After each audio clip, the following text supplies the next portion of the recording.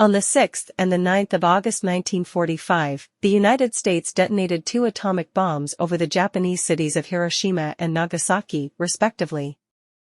The bombings killed between 129,000 and 226,000 people, most of whom were civilians, and remain the only use of nuclear weapons in an armed conflict. Japan surrendered to the Allies on August 15, 6 days after the bombing of Nagasaki and the Soviet Union's declaration of war against Japan and invasion of Japanese-occupied Manchuria. The Japanese government signed the instrument of surrender on September 2, effectively ending the war. In the final year of World War II, the Allies prepared for a costly invasion of the Japanese mainland.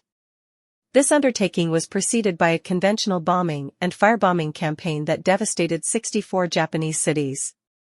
The war in the European theater concluded when Germany surrendered on May 8, 1945, and the Allies turned their full attention to the Pacific War.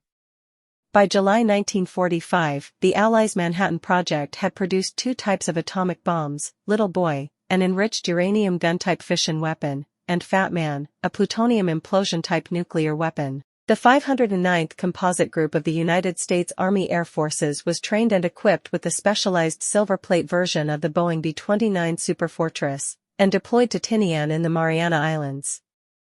The Allies called for the unconditional surrender of the Imperial Japanese armed forces in the Potsdam Declaration on July 26, 1945, the alternative being prompt and utter destruction. The Japanese government ignored the ultimatum. The consent of the United Kingdom was obtained for the bombing, as was required by the Quebec Agreement, and orders were issued on July 25 by General Thomas Handy, the acting Chief of Staff of the United States Army, for atomic bombs to be used against Hiroshima, Kokura, Niigata, and Nagasaki. These targets were chosen because they were large urban areas that also held militarily significant facilities. On August 6, a little boy was dropped on Hiroshima. 3 days later, a Fat Man was dropped on Nagasaki. Over the next 2 to 4 months, the effects of the atomic bombings killed between 90,000 and 146,000 people in Hiroshima and 60,000 and 80,000 people in Nagasaki. Roughly half occurred on the first day.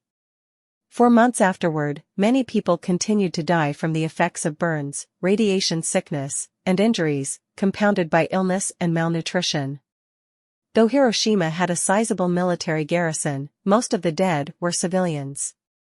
Scholars have extensively studied the effects of the bombings on the social and political character of subsequent world history and popular culture, and there is still much debate concerning the ethical and legal justification for the bombings. Supporters claim that the atomic bombings were necessary to bring an end to the war with minimal casualties. Critics believe that the bombings were unnecessary for the war's end and a war crime, and highlight the moral and ethical implications of the intentional nuclear attack on civilians.